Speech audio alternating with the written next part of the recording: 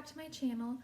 Today I'm going to talk about breast surgery because the surgical methods of fighting breast cancer are, I think, usually the ones that a patient is faced with first. My surgical oncologist was the first person I met out of my cancer care team. And so she outlined all the options for me, and that's what I'm going to go through today. My explanation of all this was 4 years ago, so stuff might have changed since then. Surgery is an ever-evolving field, and maybe there are even better options than ones that I was given now. So that's certainly something to ask your doctor about if you're going through this at the moment. But the sort of most basic surgical cancer treatment is a lumpectomy, which is where the surgeon only excises the tumor with a little bit of healthy tissue on all sides of the tumor for margin. And then after that, the tumor bed where the tumor was is irradiated.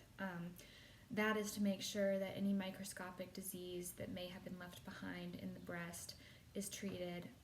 But radiation always follows a lumpectomy. I don't think anybody would ever get a lumpectomy without radiation. I wanted to avoid radiation, and my surgical oncologist also told me that with a lumpectomy, I would have to have a lot more follow-up surveillance to make sure that the cancer wasn't coming back. So I chose the option of a mastectomy. Mastectomy is taking the entire breast, and a lot of people have both breasts removed during their mastectomy surgery, even if the cancer is technically only in one breast, which is sort of preventative, stops the cancer from coming back in the breast that wasn't yet affected, and also just for reconstruction purposes, it can make sense to have both breasts taken in a mastectomy, so then the reconstruction can make the sides more symmetric and just look more the same size and everything like that. So for mastectomy, there are actually more options than I was aware of. I always thought of mastectomy in what is actually called a simple mastectomy, which is where all the breast tissue is removed, including the skin, and what's left is just a flat chest with an incision, and that just is sort of the most basic. There's only enough skin left in order to be able to close the incision, and that can sometimes be avoided with an even more basic procedure, like the one I had, which was a nipple-sparing mastectomy, which basically my tumor was conveniently located kind of in the center of my breast, so it was well away from skin and from muscle, and so they were actually able to leave my skin intact and just scoop out the breast tissue, which made reconstruction a lot easier. I will get to that in a little bit, but so that was a nipple-sparing mastectomy. Some people have skin-sparing, which is much the same, except the nipple is taken, and the incision just closes up that area of tissue, but then the rest of the skin is left intact. The most painful and most extreme version of mastectomy is a radical mastectomy, which I don't think is done very much. It's usually when the cancer has infiltrated the muscle, for instance, along the ribs. And so that mastectomy includes all the breast tissue, then also muscle and some bone potentially, which is obviously very disfiguring and very painful, and it can make it really hard to just carry on activities of daily life. So I'm pretty sure that one is only done under, extreme circumstances. Generally speaking, I think doctors will choose the sort of least invasive and least extreme version of a mastectomy for the patient. In terms of reconstruction, though, the options are sort of easier if you have the skin-sparing or nipple-sparing mastectomy, because then you have enough skin that you could get an implant put in the very same day, which is what I had, direct-to-implant. And that was nice because I only had to be in the hospital once. I only had to go under anesthesia once. Basically, the surgical oncologist just handed me off to the plastic surgeon while I was asleep, and I woke up looking basically the same way I looked when I went under. And that was a really nice option for me. If people don't have the skin sparing or nipple sparing mastectomy, so then they don't have enough skin to get an implant placed the same day that they have the mastectomy, they can get tissue expanders, and those are basically bags that are filled with saline, and every month or so more saline is added, and so that gives the skin a chance to stretch gradually, and eventually it can get to a size that can accommodate the implant that's the correct size for the woman's reconstruction. Of course, that means that you have to have another surgery after your mastectomy, a few months or a year or so later, which is a hard thing to go through, I'm sure, to just not be done and just have to keep going for these appointments. The last option is flap reconstruction, and not everybody is a candidate for that. I was not, but in that method, the surgeon can take excess tissue from like your stomach, your back, your sides, your legs, and actually create breasts out of that. I always thought that method sounded just really painful. Mastectomy and reconstruction is painful enough without having multiple surgical sites. I only personally know one person who chose that method, and it did sound like it was pretty hard on her. She had a flap from her stomach used to make breasts, and she just really struggled with her recovery. But I do understand the sentiment of not wanting, fake breast implants also, if that just doesn't feel right to someone. So, it's a lot of personal considerations and just what works for you surgically and what feels right for you. The mastectomy and reconstruction was, even though I had kind of the simplest version of both steps of that process, it was a lot more painful than I thought it was going to be. I naively thought that I would go back to work like the next week, and that was not at all in the realm of possibility. It was so painful, and luckily I was accidentally overdosing on my pain medicine because I misread the label. So I pretty much slept for the first 2 weeks, which was probably the best thing I could have done. The best way I can describe the pain of the reconstruction, I think a mastectomy actually would have been easier to recover from, but the reconstruction added more pain, I think. Basically, if you go down like in the splits or a stretch that is beyond your flexibility, and you go down as far as you possibly can, and then you go farther, and then you can't come back up.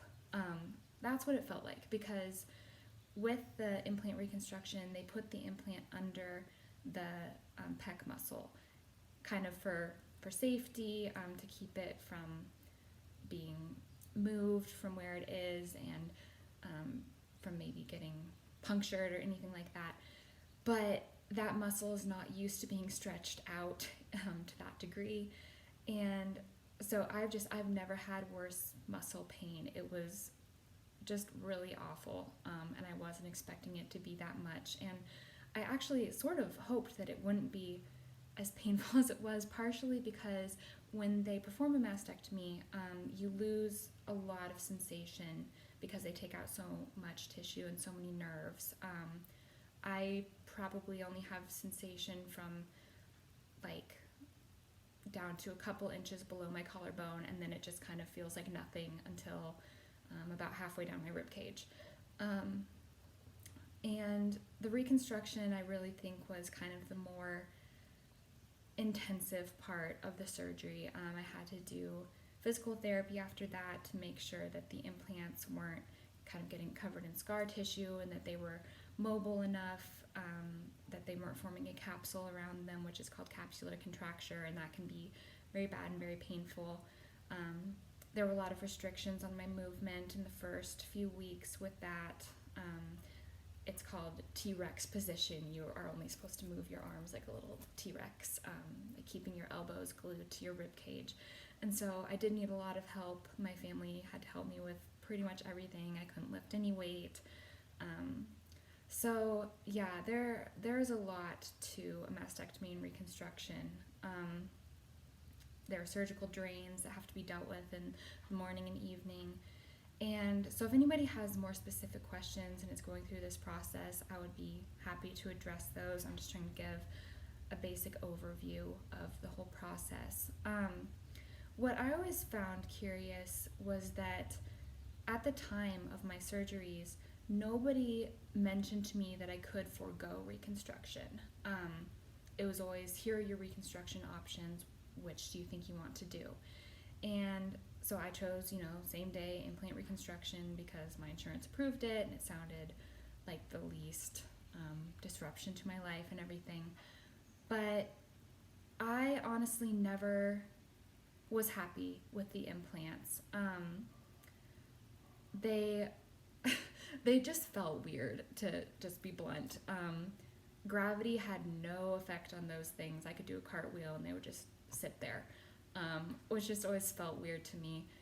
And technically, so my implants were made of silicone and they were breast shaped, which is a great idea. I mean, when you have no breast tissue, if they put in just the saline kind of pancake shaped implants, that doesn't look very much like a breast. And so somebody designed these silicone ones that look like a breast, and they're textured on the outside, which is supposed to make them adhere to the inside of your skin so they don't move.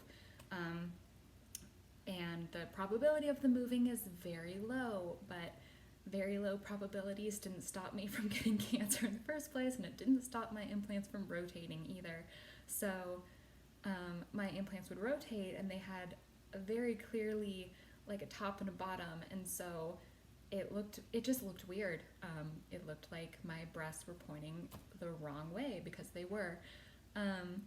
And so not only did it look weird, it also was uncomfortable because my skin and muscle was being stretched in ways that it wasn't supposed to. And so partially because of the discomfort and the pain and just that it looked weird, I started to think about like just getting a deconstruction, as I called it. And a lot of people were kind of concerned when I brought that up. They thought that I'd have bad self-esteem if I got rid of the implants, or that I would just be very self-conscious about my appearance. And honestly, it's been the best decision I made. I've been so happy to just go flat, as it's called. Really, I found that for a lot of people, I think implants help them get over the surgery and the experience and make them feel and look more normal. But for me, I felt that it was a constant reminder of what I'd gone through, because I felt this literal weight on my chest and it felt very disconnected from me, and I just felt that alien sensation all the time, and I could never get used to having the implants there, and it made me feel like I could never process what I'd been through, and it just felt very disingenuous to myself. And so I think that getting the implants out was just the very best thing for me, and that's a consideration. It's not something that's talked about that much, but I feel like everything I have read and seen of people who did decide to just go flat, that they have felt very empowered by it. And so it just is a decision to think about, and I'm not mad that I went through with the reconstruction, because at the time that I was having the surgeries, I don't know if I would have been brave enough to make that decision to not get reconstruction. And so I think it's okay that I went through with it. I did have to have an additional surgery to get the implants taken out, but I just wasn't ready to make the decision before that. So if that's a decision that you feel comfortable making and you don't have to get reconstruction and then deconstruction, that's great. But for me, it turned out well in the end. And my plastic surgeon was just wonderful through the whole process. She was so helpful and so encouraging and empowering. She just wanted me to be happy. She wasn't like offended that I had her take out her handiwork or anything. So thank you again for watching, and if anybody has any questions about this video or any other videos or suggestions, as always, I would love to hear it. Thank you so much. Bye.